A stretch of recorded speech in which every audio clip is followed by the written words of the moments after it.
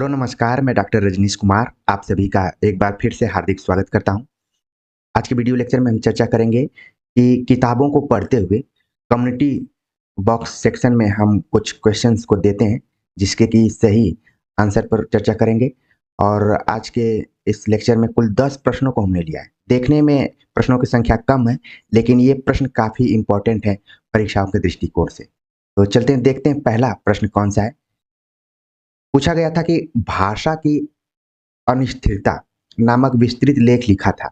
Option दिया गया है मिश्र बंधुओं ने, महावीर प्रसाद द्विवेदी ने, बाल मुकुंद गुप्त ने, श्याम सुंदर दास ने। तो इसमें पार्टिसिपेट करने वालों ने ज़्यादातर महावीर प्रसाद द्विवेदी पर विश्वास किया, लेकिन इसका जो सही जवाब है यहाँ पर कि बाल मुकुंद गुप्त ने भाषा की अनिश्चितता नामक विस्तृत लेख लिखा था। और अनिश्चितता शब्द को लेकर महावीर प्रसाद द्विवेदी और बाल मुकुंद गुप्त में काफी डिबेट हुआ था, लेकिन इस लेख को लिखा था बाल मुकुंद गुप्त ने। इस चीज को ध्यान में रखना है। आगे बात करते हैं। पूछा गया था कि किसने कविता को अंतःकरण की वृत्तियों का चित्र और मनोभावों का शब्द निर्मित रूप कहा है।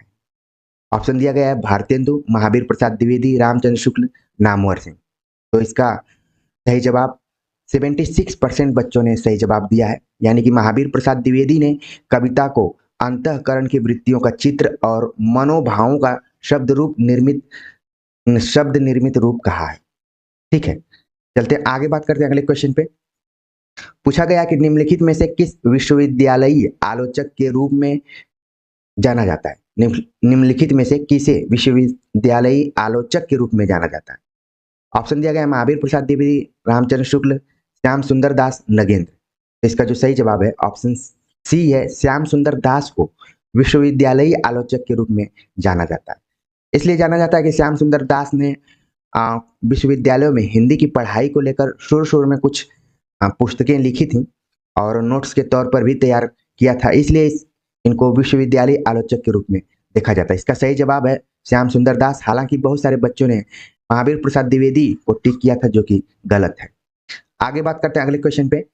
पूछा गया था कि आचार्य रामचंद्र शुक्ल ने एडविन आर्नल्ड के लाइट ऑफ एशिया का पद्यबद्ध अनुवाद किस नाम से किया था।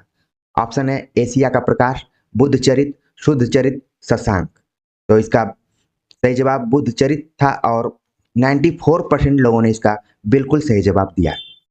आगे बात करते हैं अगले क्वेश्चन पे कि रिडल ऑफ द यूनिवर्स पुस्तक के लेखक है ब्रैडले, हैकल, इलियट, क्रोचे। तो इसका जो सही जवाब हैकल था और 74% लोगों ने इसका सही जवाब दिया है कि रिडल ऑफ द यूनिवर्स पुस्तक के लेखक थे हैकल। और इसका बाद में विश्व प्रपंच नाम से अनुवाद किया था रामचंद्र शुक्ल ने, तो उस पर भी हम बातचीत करेंगे। अगला प्रश्न था कि निम्नलिखित में से किसने तुलसी को लोक धर्म का उद्घोषक कवि कहा है। ऑप्शन दिया गया था मिश्र बंधुओं ने, रामचंद्र शुक्ल ने, महावीर प्रसाद द्विवेदी ने, हजारी प्रसाद द्विवेदी ने। तो इसका जो सही जवाब है ऑप्शन बी है, रामचंद्र शुक्ल ने तुलसी को लोक धर्म का उद्घोषक कवि कहा है। 85% लोगों ने इसका सही जवाब दिया था। अगला प्रश्न है कि शब्द सागर के प्रधान संपादक थे। हिंदी शब्द सागर की भूमिका प्राय परीक्षाओं में पूछी जाती रही है और उसका संबंध हिंदी साहित्य का इतिहास आचार्य रामचंद्र शुक्ल की पुस्तक से भी जोड़ा जाता रहा है। लेकिन यहाँ पर जो सवाल पूछा गया कि शब्द सागर के प्रधान संपादक कौन थे। ऑप्शन दिया गया रामचंद्र शुक्ल, हजारी प्रसाद द्विवेदी, श्याम सुंदर दास, महावीर प्रसाद द्विवेदी। तो इसका जो सही जवाब है कि श्याम सुंदर दास ने शब्द सागर का संपादन किया था। 82% लोगों ने इसका सही जवाब दिया था। आगे बात करते हैं अगले क्वेश्चन पे। काफी इंपॉर्टेंट ये प्रश्न है कि यदि कहा जाए कि शब्द सागर की उपयोगिता और सर्वांग पूर्णता का श्रेय पंडित रामचंद्र शुक्ल को प्राप्त है, तो इसमें कोई अत्युक्ति नहीं होगी। एक प्रकार से यह उन्हीं के परिश्रम, विद्वता और विचारशीलता का फल है। कोश ने शुक्ल जी को बनाया और कोश को शुक्ल जी ने, किसका कथन है। तो ये लंबा कोटेशन था, लेकिन इसको तोड़कर भी पूछा जा सकता है यहाँ से कि कोश ने शुक्ल जी को बनाया और कोश को शुक्ल जी ने, किसका कथन है। ऑप्शन दिया गया था महावीर प्रसाद द्विवेदी, श्याम सुंदर दास, बाबू गुलाब राय, नगेंद्र। तो इसका जो सही जवाब है ऑप्शन बी है कि श्याम सुंदर दास ने इस बात को कहा था, उन्हीं का कथन है। 72% लोगों ने इसका बिल्कुल सही जवाब दिया है।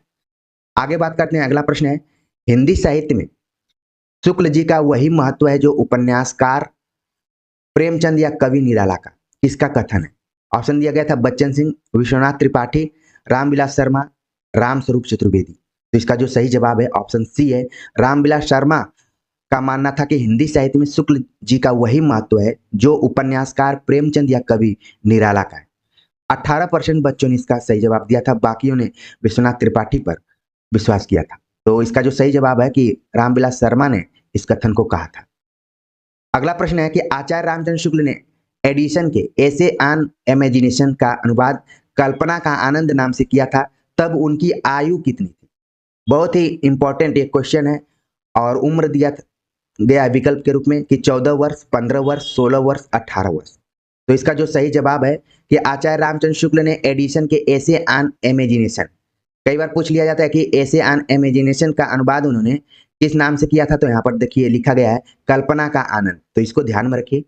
और इसका जब अनुवाद किया था आचार्य रामचंद्र शुक्ल तो वे कुल 14 वर्ष के थे। तो ध्यान, कितनी महत्वपूर्ण बात है कि 14 वर्ष की उम्र में ही उन्होंने अनुवाद का काम करना शुरू कर दिया था। और आज की स्थिति ऐसी है कि 14 वर्ष के बच्चे आज मोबाइल के लिए परेशान रहते हैं, लेकिन रामचंद्र शुक्ल ने 14 वर्ष में अनुवाद का काम कर दिया। हालांकि हिंदी साहित्य में बहुत सारे ऐसे प्रतिभाशाली लेखकों के बारे में आपने पढ़ा हुआ, जिसमें भारतेंदु ने तो 5 या 7 वर्ष में ही कविता लिख दी थी। तो ठीक वैसे यहाँ पर ध्यान में आपको रखना है कि रामचंद्र शुक्ल ने एडिशन के ऐसे इमेजिनेशन का अनुवाद कल्पना का आनंद नाम से 14 वर्ष की उम्र में ही कर दिया था। ऑप्शन ए इसका सही जवाब है, जो कि 13% लोग ही इसका सही जवाब दे पाए। कुछ लोगों ने 16 वर्ष, 73% लोगों ने 16 वर्ष पर टिक किया, लेकिन इसका जो सही जवाब है ऑप्शन ए। तो इस तरीके से हमने कुल 10 प्रश्नों पर विचार किया था और ये 10 प्रश्न आपके मंथन के लिए और परीक्षा के दृष्टिकोण से महत्वपूर्ण साबित हो सकते हैं। तो ये मैं हिंदी आलोचना विश्वनाथ त्रिपाठी की बुक को पढ़ते हुए जो भी इंपॉर्टेंट फैक्ट्स को देखा उसे कम्युनिटी सेक्शन में डालने का प्रयास किया, और यही प्रयास रहता है कि आप सभी इन प्रश्नों को देखिए, फिर इनके आंसर को थोड़ा सा खोजने का प्रयास करिए, धैर्य से अपना धैर्य बनाए रखिए, और यही धैर्य आपको आगामी परीक्षाओं में बहुत काम आने वाला है। तो मेरी कोशिश रहती है कि लगभग 12 घंटे के बाद इसका आंसर आपको बताऊं, क्योंकि सवाल पूछने के बाद तुरंत आंसर बता देना भी बहुत अच्छा नहीं लगता है। तो उम्मीद है कि मेरी बातों को आप समझ गए होंगे। तो इसलिए कम्युनिटी सेक्शन में जो भी सवाल पूछे जाते हों उनको गंभीरता से लीजिए। तो उम्मीद है कि आज का ये लेक्चर आप सभी को पसंद आया होगा और प्रश्न भी अच्छे लगे होंगे। तो कमेंट्स कर जरूर बताइए।